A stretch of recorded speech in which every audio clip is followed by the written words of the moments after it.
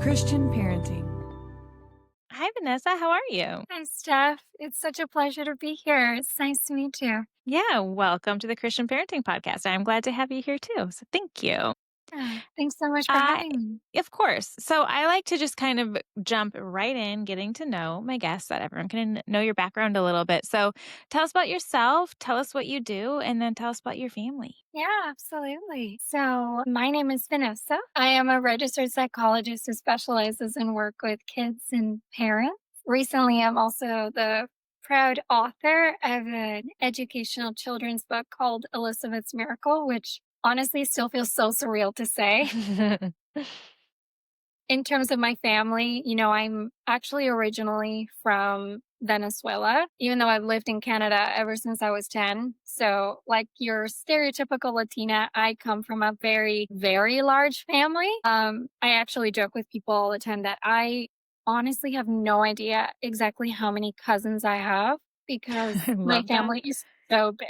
Do you get to see a lot of them, or are many of them still in Venezuela? Honestly, they're everywhere now. Like, I have cousins in Australia, the US, some of them are in Venezuela, Europe, Latin America. It's really all over the place, which is a blessing because now I get tons of places to travel and see. But as you can imagine, growing up in such a big family with so many kids and just so many things going on, that kind of upbringing can definitely shape you quite a lot. Yeah. And I'd say that it's as a result of just growing up in that way that I feel like I just have such a soft spot for working with kids and all the parents who work to support and love them, whether it's, teachers even or other professionals. So I've devoted a big part of my life just working to support all these beautiful people. Yeah, I love that. And today we're talking a lot about what you do. One of the things that we're focusing on is like walking with our kids through hard things, like small things to us, but big things to them, like not making a team or not being invited to a party, like all those Mhm. things that happen to kids. And then there are the bigger things too that happen, unfortunately, in our kids' lives that they have to work through. I think this topic is so important because as parents, we really want to protect our kids from those things. Whenever my kids are feeling hurt, I wish I could just take it on myself, Yeah. or just fix it and make it go away so that they don't have to feel any of the pain or like figure any of it out. But I know that's not the right thing to do. I know I can't do that. And I know it's not the right thing to do. So let's talk about that a little bit. Like, as tempting as it is, why is it a bad idea to raise our kids without any tools to go through rejection or life setback? Yeah. Thanks so much for asking that because I think that's such a common thing. And even for us as professionals who work with these, beautiful creatures and gifts of God, like it's heartbreaking to see kids hurting, maybe in ways in which we have hurt ourselves. I think it's even more Yeah. challenging to let them sit in the pain when we maybe ourselves know what that's like and then Yeah. be in a position where you just can't do the actual rescuing or saving that you want to do. Hmm. Of course, with that, there's a big danger, right? And as psychologists, we talk a lot about this, which is the dangers of rescuing kids from the hard things. As a psychologist who also happens to be a Christian, sometimes I like to think about the Bible to help me with this. And I think about all the things that Jesus told us about. And he said, in this world, you will experience hardship because sadly there's sin in this world, right? And our hearts Hmm. will break.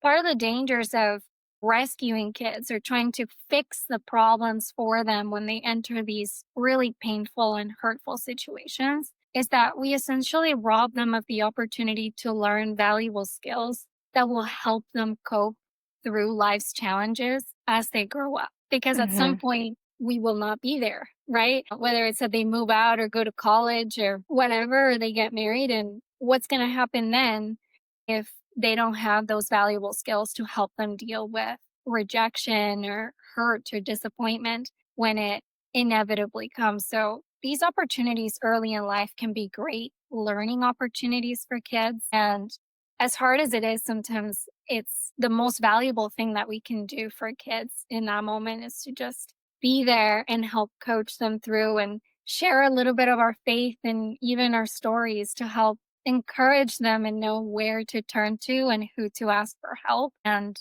how to lean into the difficulties instead of escaping or avoiding them, which is such a natural human tendency, but dangerous, right? Yeah. Yeah. I always, whenever I speak to groups of parents, specifically moms, I always tell them, like, your kids don't need you to be their savior because they already have one and it's not Mhm. you, it turns out. Yeah. And, it's like we want to save them from every hard situation. And then we rob them of an opportunity to learn, but we also rob them of the opportunity to learn to depend on Jesus because, like you said, like, we're Mhm. not always going to be there as much as I would like to always be there. I won't be.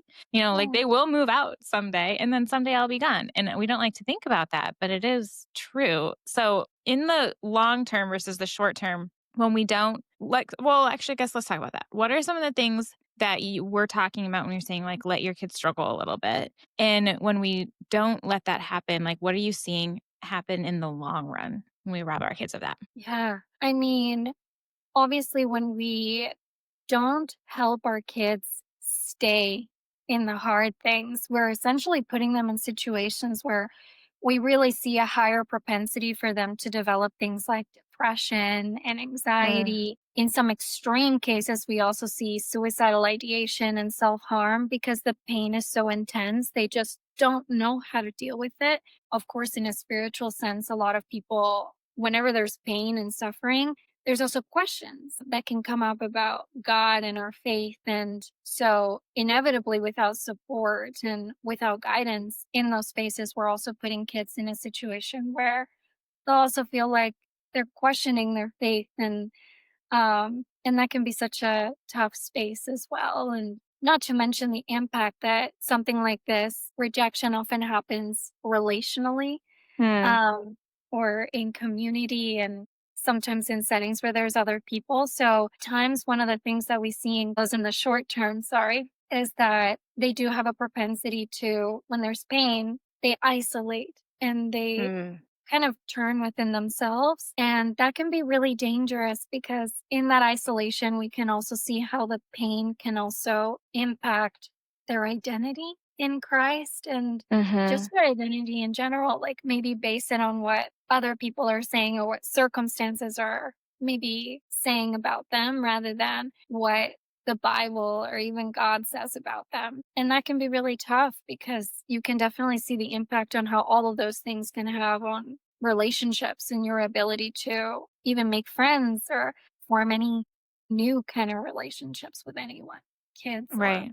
adults. Right, and that community element is so important, and we learn how to be part of a community as a kid, right? And it's so important Yeah. in not just regular development, but in our faith development too, to be surrounded by people who are supporting us all the time, and that can be really hard if you're isolating and pulling back. Yeah.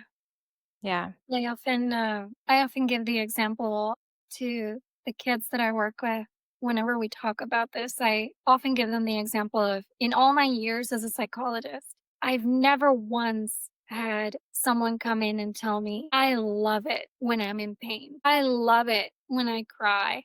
I love it when people reject me and things don't go my way. I love it when my dreams just are crushed to dust and I'm left with nothing. No one alive has ever said that. And if they do, they often say it in a very sarcastic Yeah.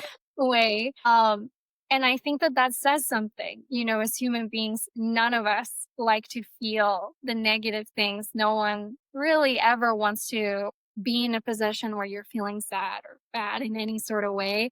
And so I think that when we think about that, it makes all the sense in the world why you would want to just retract and do everything you can to push it away, push it down, or just escape it by, diving into your own world of, video games or social media or just, trying to distract yourself with TV or absolutely anything you can get your hands on. But really, there's so much there, Yeah.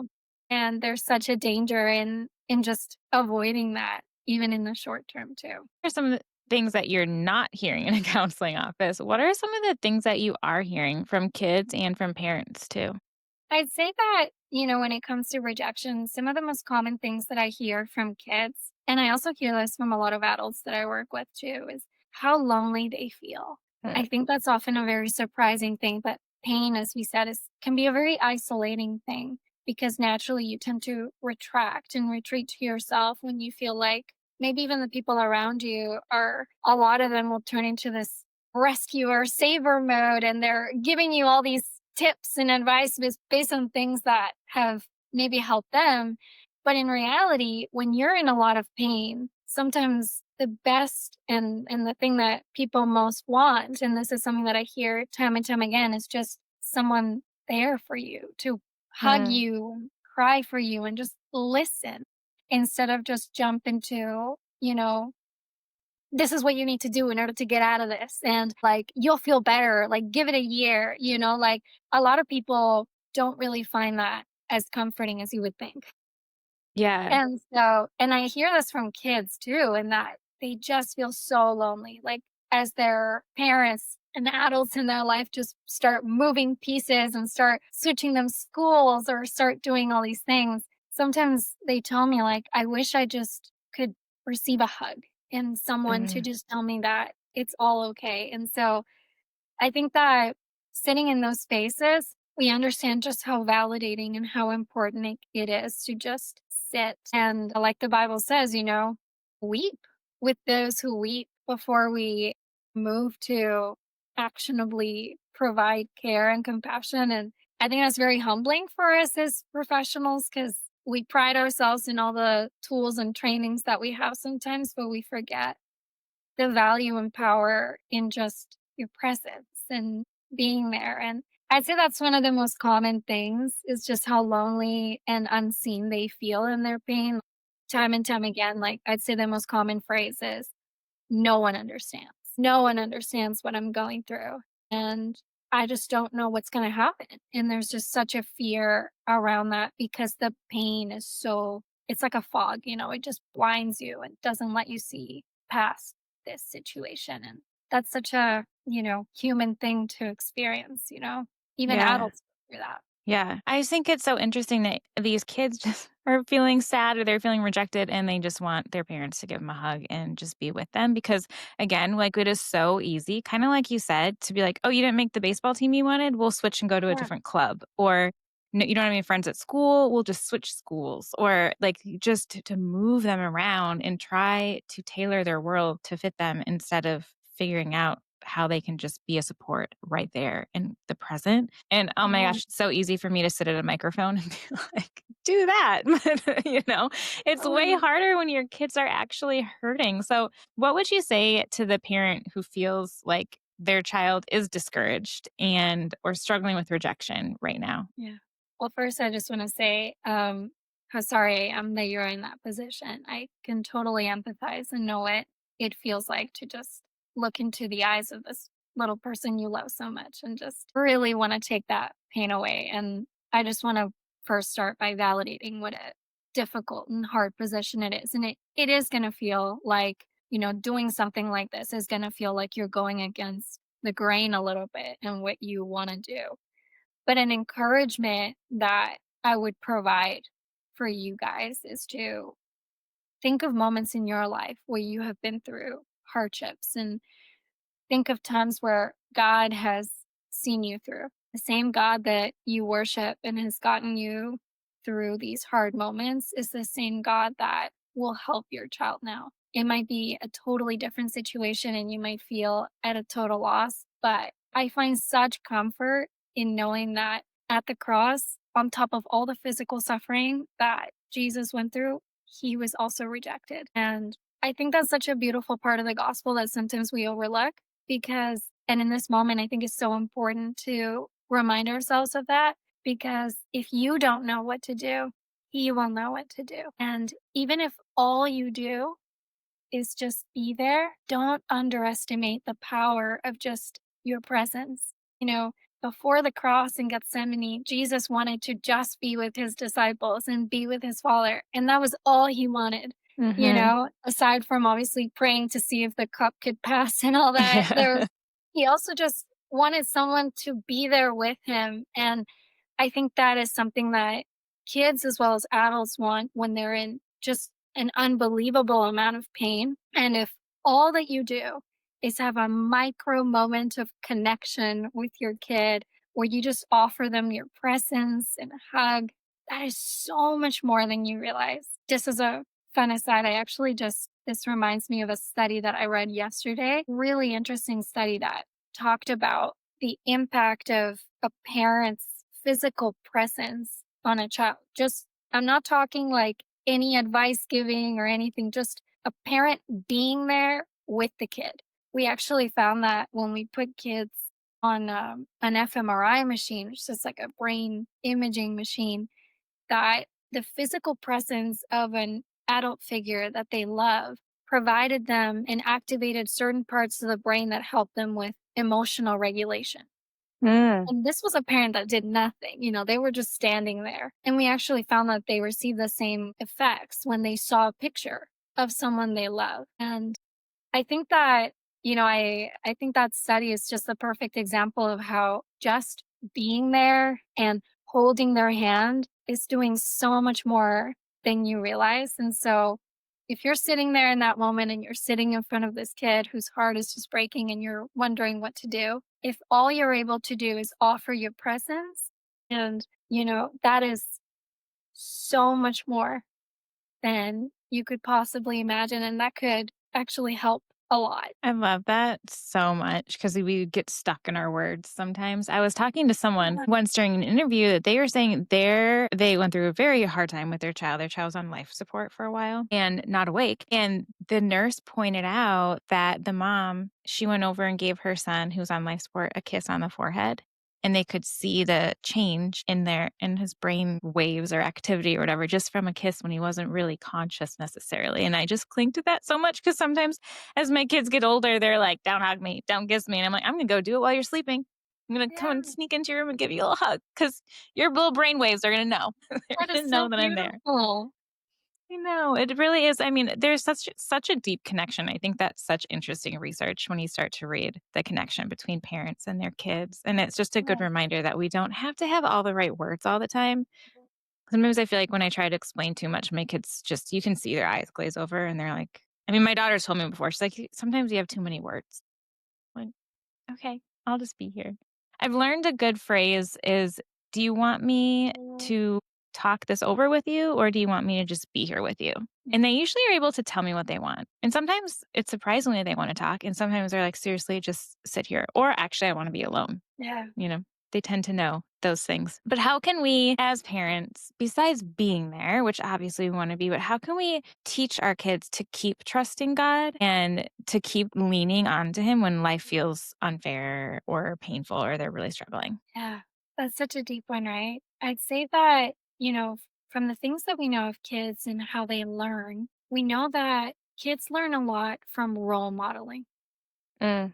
Hmm. So, whenever hardships arrive in your life, as they naturally do, I would say there can be small day to day hardships that you face as a parent every single day. And then there's the bigger stuff that can happen. More often than not, we get more of hopefully, the smaller Yeah. ones. And we stand to do a lot of good and just even showing our kids how we tackle those day to day things. One of the things that sometimes I challenge my parents and even the teachers that I've worked with to learn how to do is to say things out loud, like almost narrate what you're doing when something hard happens so that the kids can first pay attention to a little bit more to what you're doing and you'll find that they will stare at you like they'll be like, "Well, this is different. Like why is Mm. she telling me what she's thinking?" But if you're able to walk them through exactly what's going through your head and almost say like, that didn't go like I hoped. I burned the eggs or we're running so late and I feel so stressed. If I keep going like this, I know I'm going to explode. But you know what? I'm just going to take a moment to pray to God and ask him for strength and or go to the word, get a verse, memorize it and then keep going. I'll be right back. And just like even just saying that is such a powerful way of Mm. showing them what it looks like to trust and lean into the Lord when things are not going well or when things are less than ideal. That in itself is, a great strategy. I also think that another one that we often, do a lot of in therapy, but this is something that is also very easy to do is that when things are hard, and if the child, of course, as you said, is willing to listen and engage with us, there can be such power in also sharing our stories with them, Mm-hmm. maybe sharing with them about a time when maybe something, didn't go great and you had to lean into the Lord for strength and what that looked like for you. Mm-hmm. Whether or not you did it well or you did it good, I always tell parents, share those bad stories too, because that humanizes things for them and it allows them to know that it won't be perfect, but that's okay. That's life, like God forgives you and we can get right back in there and try again. And there's a lot of humanity in that. I think when I share that example, sometimes parents feel a little bit more relaxed because they're like, I don't know that I have many examples of where I trusted God well. I mean, I tried, but it was kind of wonky. But share those stories anyway. There's such power in just doing that. Mm-hmm. I'd say the last thing would also be just even practicing that, as it naturally happens. If your kid is willing to talk and engage with you, walk them through what it looks like to lean into the Lord with the small stuff so that when the big stuff comes and we've practiced that, they're able to have tools and an idea of what it can, look like. Yeah.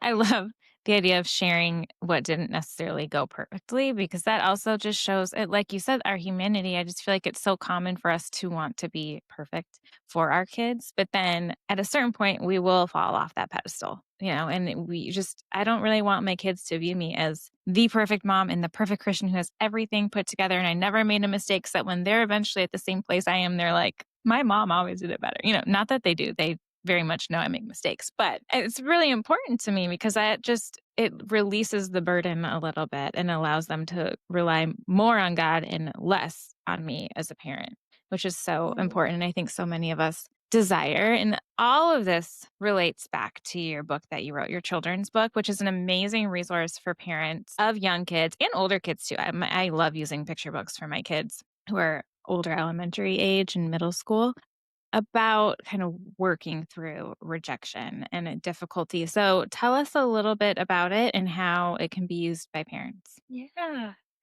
Well, first of all, thank you for that. My book is an educational, faith based children's book, and basically tells the story of this young girl who experiences, friendship loss or rejection as a result of being a bit different than maybe some of the other kids. And at one point, her dad kind of steps in and comforts her and just helps to guide her gaze back to what the word of God says about her. Because naturally, in those situations, it's very common for your identity, as I mentioned, for Hmm. the pain to just kind of warp the way you see yourself. And as a result of that, she's able to get to a place where she can maybe some of the ways in which she's seeing this hardship and rejection and just learn to see that maybe God meant to make her this way all along. And maybe what other people have rejected can actually be a blessing for others all along. And I think the special part of the book is really in the part that I was most excited about when I wrote it too was the role playing activity in the Hmm. back. I love role playing as a psychologist. I think any one of us who works with kids in the counseling field, we know how beneficial role playing can be. And so role playing uses, multisensory learning. So what it essentially allows is that it creates a space for us to do what I was saying earlier, which is just safely talk about some of these hard things that maybe we saw in the story.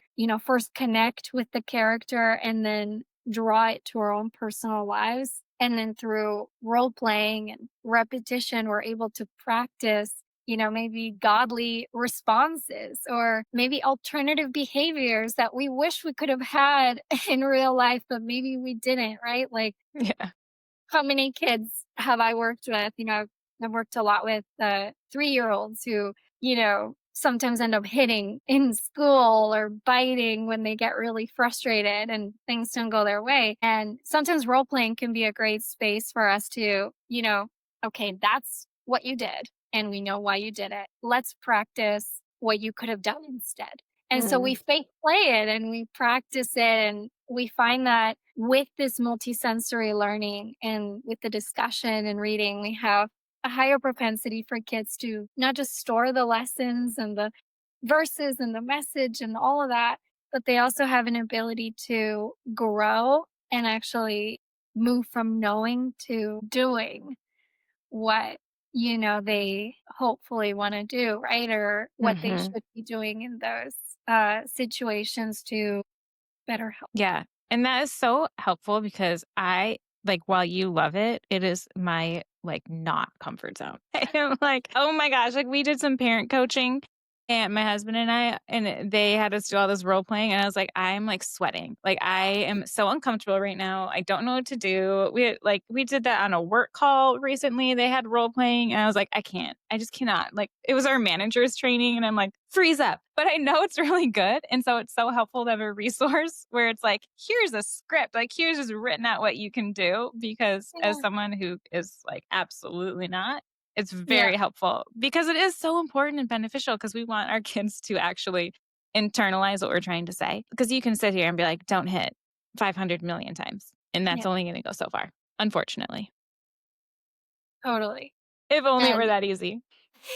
right?